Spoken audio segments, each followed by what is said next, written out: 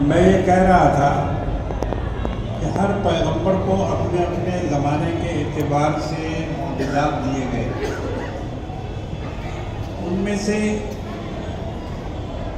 سیدنا عیسیٰ علیہ نبینا علیہ السلام کو طب کا معجزہ دیا گیا.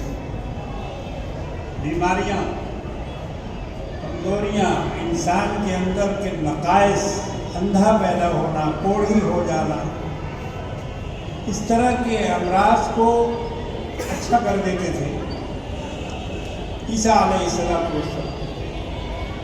یہ آخری بنی اسرائیل کے پیغمبر ہیں. ان کے بعد ہمارے آقا مولا جناب محمد رسول اللہ صلی اللہ تعالی علیہ وسلم کا زمانہ ہے. آپ کو بھی بہت سارے معجزات دیے گئے، مگر وہ معجزات اپنے اپنے طور پر ظاہر ہوئے اور اس کے بعد ختم ہو گئے. جیسا کہ اور پیغمبروں کے معجزات ظہور کے بعد پھر ان کا وجود نہیں. آقا مولا علیہ السلام کو جو معجزہ دیا گیا وہ ہے قرآن. ابھی جن بچوں نے تلاوت کی اور ان سے جس طرح کے سوالات کیے گئے اور ان سوالوں کا جس طرح سے انہوں نے جواب دیا، یہ معجزہ ہی تو ہے. یہ معجزہ نہیں ہے تو پھر اور کیا ہے؟ پارہ کو یاد رکھنا، رکوع کو یاد رکھنا، آیات کو یاد رکھنا، یہ معجزہ سے کم نہیں. اور وہ بھی بچے، چھوٹی عمر کے بچے، کم عمر بچے، انہوں نے اس کو یاد رکھا ہے. ان سے جہاں سے پوچھا جا رہا ہے وہیں سے وہ پڑھ رہے ہیں. یہ وہ کتاب ہے جو دنیا میں سب سے زیادہ پڑھی جاتی ہے. اس سے زیادہ اور کوئی کتاب نہیں پڑھی جاتی. کتابیں بہت ہیں، ہر فرقہ اپنے پاس کتاب کا دعویٰ کرتا ہے. کسی کے پاس بائبل ہے، کسی کے پاس اور بھی گرنتھ ہے، وید ہے، بہت ساری کتابیں ہیں. ہر کوئی اپنی اپنی کتاب رکھتا ہے، مگر وہ کتابیں اس طرح سے پڑھی نہیں جاتی جس طرح سے قرآن پڑھا جاتا ہے. آپ یہ سمجھ لیں کہ وہ لوگ کبھی کبھی پڑھتے ہیں. جیسا کہ بائبل ہفتے میں ایک دن گرجا جاتے ہیں، وہاں ان کا فادر آتا ہے اور بائبل کو کھول کر کہیں کہیں سے اس کا ٹکڑا پڑھ دیتا ہے. اس کے علاوہ اور بائبل نہیں پڑھی جاتی. اس کے مقرر ہیں الفاظ، وہ اتنا سنا دیتے ہیں، سننے والے اس کو جا کے سن لیتے ہیں اور اس کے بعد واپس آ جاتے ہیں. بائبل کا آج تک کوئی حافظ نہیں ہوا. دنیا میں ایک آدمی بھی دکھا دو کہ جو یہ کہے کہ مجھے پورا بائبل یاد ہے، یعنی انجیل کا میں حافظ ہوں. اسی طرح یہودی اپنی کتابوں کے بارے میں یہ نہیں کہہ سکتے کہ ہمارے یہاں کوئی توریت کا حافظ ہے. یہی حال وید اور قرآنوں کا ہے. یہ کتابیں مختصر طور پر پڑھی جاتی ہیں، لیکن قرآن مجید روزانہ پڑھا جاتا ہے اور پوری دنیا میں پڑھا جاتا ہے اور ہر وقت پڑھا جاتا ہے. کوئی وقت خالی نہیں ہے. سب سے پہلے سورج نظر آتا ہے جزائر فیجی میں، اور وہاں جتنی مسجدیں ہیں، کافی مسلمان وہاں آباد ہیں جزائر فیجی میں، جو آسٹریلیا کا بھی بالکل، نیوزی لینڈ کا بھی بالکل کنارہ ہے، دنیا کا کنارہ کہیے اس کو. اور سب سے پہلے سورج وہیں نظر آتا ہے. تو سورج کے نظر آنے سے پہلے وہاں کی تمام مسجدوں میں فجر کی اذان ہوتی ہے اور نماز باجماعت ہوتی ہے. نماز میں کیا پڑھا جاتا ہے؟ قرآن.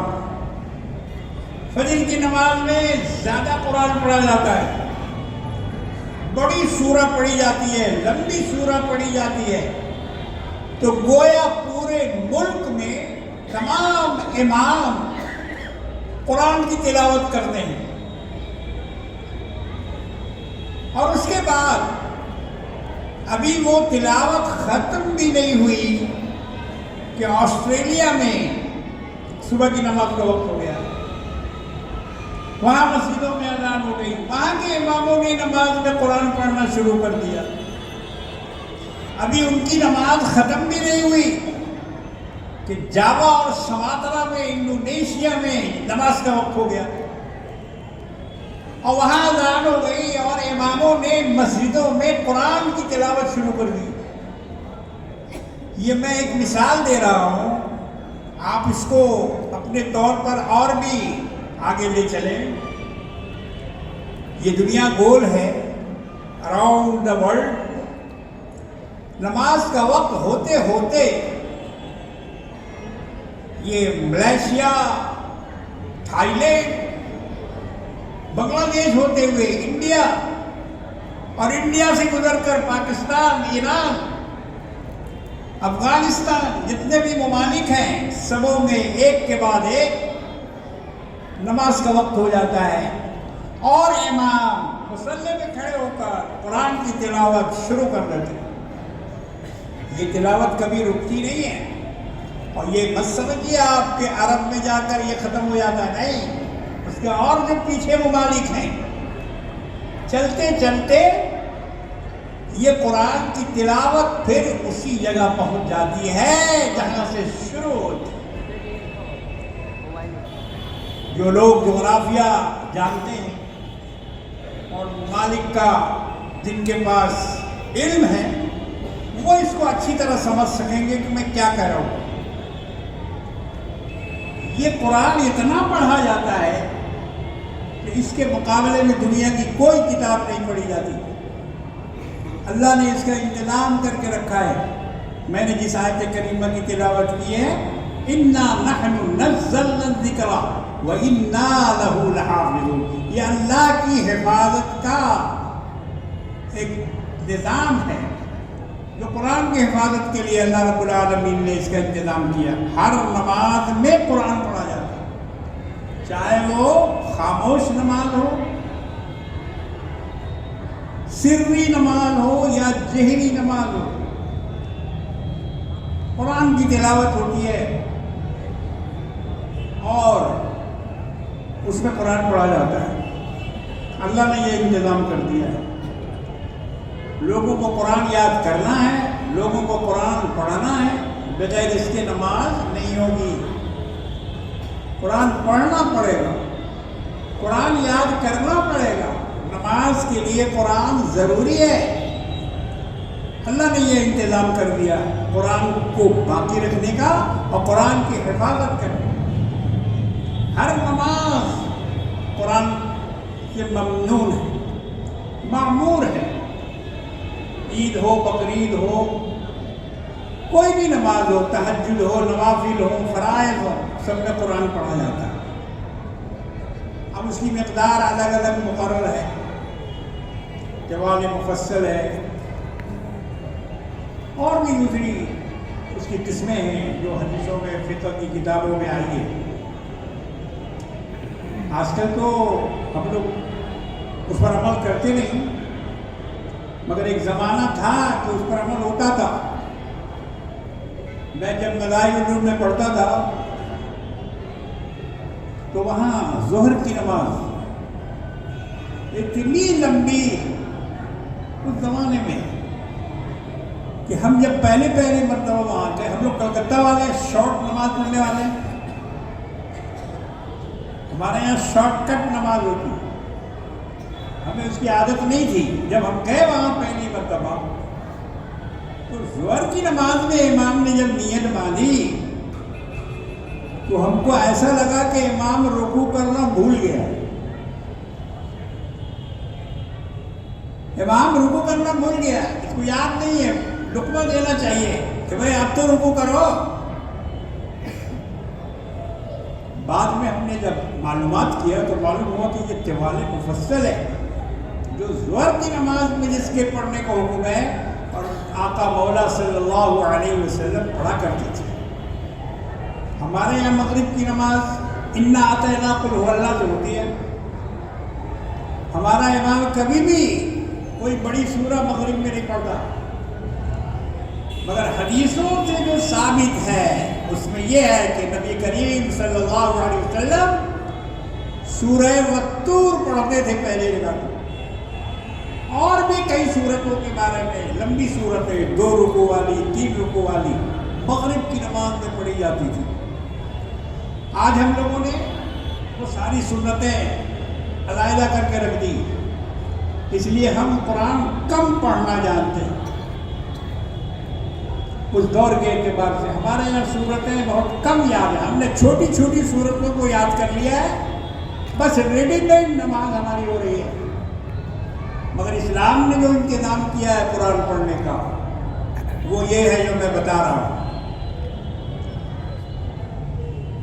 اب اس کے بعد ایک اور بھی ریہرسل ہوتی ہے، وہ ہے رمضان میں۔ رمضان میں تراویح میں قرآن پڑھنا اور قرآن سننا، یہ دونوں سنت مؤکدہ ہے۔ پڑھنا بھی مؤکدہ ہے جو پڑھنے والا ہو، اور جو نہیں پڑھنے والا ہے اس کے لیے سننا سنت مؤکدہ ہے۔ نہیں پڑھے گا تو گناہگار ہوگا۔ مگر دیکھیے مسلمانوں کی چالاکی، انہوں نے اس کو بھی شوق کر لیا۔ بھلے یہاں 6 دن میں تراویح ہوتی ہے، 6 دن۔ اسلام نے مقرر کیا کہ چاند نکلنے سے لے کر اور چاند نظر آنے تک، اس سے پہلے تک تراویح پڑھنی ہے۔ مگر وہ تراویح کاٹ کے چھانٹ کے 6 دن کا کر دیا ہے۔ ہمارے یہاں مرکزی کلکتہ میں ایک مسجد والے نے تو غضب ہی کر دیا، 3 دن کی تراویح، 3 دن کی تراویح وہاں ہوتی ہے۔ ہریسن روڈ میں وہ مسجد ہے، پوسٹر لگایا جاتا ہے کہ یہاں 3 دن میں تراویح ہوگی۔ اب وہ کیا پڑھتے ہیں جا کے سنیے۔ میرے یہاں کا اسٹاف 6 دن کی تراویح پڑھنے جاتا تھا۔ ہم نے اس سے پوچھا کہ بھائی 6 دن کی تراویح کیا کچھ سمجھ میں آتا ہے؟ حافظ صاحب کیا پڑھ رہے ہیں؟ بولے کچھ نہیں سمجھ میں آتا۔ ہم نے اس کو کہا کہ بے وقوف، کچھ بھی نہیں سمجھ